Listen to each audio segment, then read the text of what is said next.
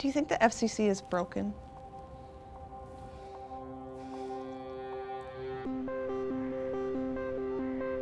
Mignon Clyburn has been an FCC commissioner for almost 9 years. In that time, one of her biggest accomplishments was passing net neutrality rules, which were recently repealed. She recently announced that she's going to be ending her term early. I'm going to talk to her today to find out why. Well, Commissioner Clyburn, thank you so much for sitting and talking with me today. Thank you, it's my pleasure. What are you most proud of as far as your achievements with the FCC? One of the things I am proud of that we did during the course of the last administration is the net neutrality rules. They were a big deal. Achieving net neutrality, the protections that were put in place, was not a simple process. I know that you marched for net neutrality. There were very powerful photos of you with the crowds of people standing up for them. Why are you so passionate about it? Because it is the technological embodiment of what our country stands for.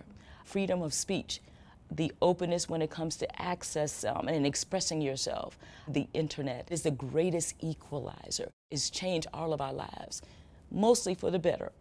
And not having unfettered access to that would be a shame. And we provided that. We'll call the vote. Commissioner Clyburn. I dissent. Commissioner O'Reilly. Aye. Commissioner Carr. Aye. Commissioner Rosenworcel. I dissent. The chair votes aye. The item is adopted with editorial privilege. In December 2017, the FCC voted to repeal the net neutrality laws that Clyburn helped engineer. These prevented broadband providers from blocking or slowing down websites, or striking special deals to prioritize traffic to some sites over others. The repeal allows providers to do all of these things, as long as they disclose how they control web traffic. Now, I believe we have uncertainty. Privacy protections are basically out the window. And so I think we are all in a more vulnerable position. You are going to be leaving the FCC before the end of your term. What made you decide to do that?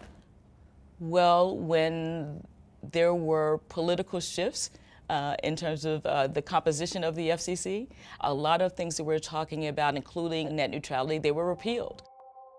The FCC is led by 5 commissioners. Traditionally, 3 of them represent the political majority party and 2 represent the minority party. Clyburn was appointed to the FCC under President Obama and was in the majority until last year, when President Trump appointed Ajit Pai as FCC chairman. This is a 5-member commission. When it comes to critical votes, it is 3-2, and I'm always 1 or 2. Does it feel like you're just 2 steps forward, 1 step back constantly, or? It's incredibly painful, particularly for those who are the most economically vulnerable. Who's going to be the voice for them? It's not going to happen, with all due respect, at the FCC. I don't see it happening. We can do better, and we should demand better, and I think my voice will be more effective outside of these walls. Do you think the FCC is broken? I think the FCC is out of focus, looking through a lens that is industry-centric.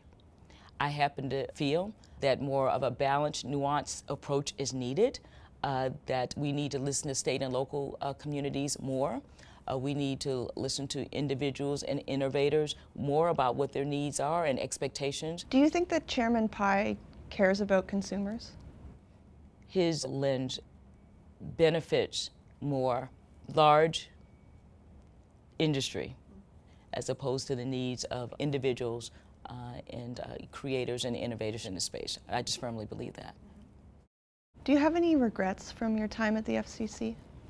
I'm a little sad as I depart because I really think that we've done more to stifle opportunities at this juncture than to create them. We're supposed to be protectors of the public interest, but we are also supposed to be enablers of opportunities when it comes to investment and innovation, connectivity, that as the common denominator for all of those things. And if we don't ensure that not only you have the infrastructure built, but that people can have access to it affordably. If you don't have both of those sides of the coin, then we'll have technology bridges to nowhere. And that is not only wasteful, that is sad.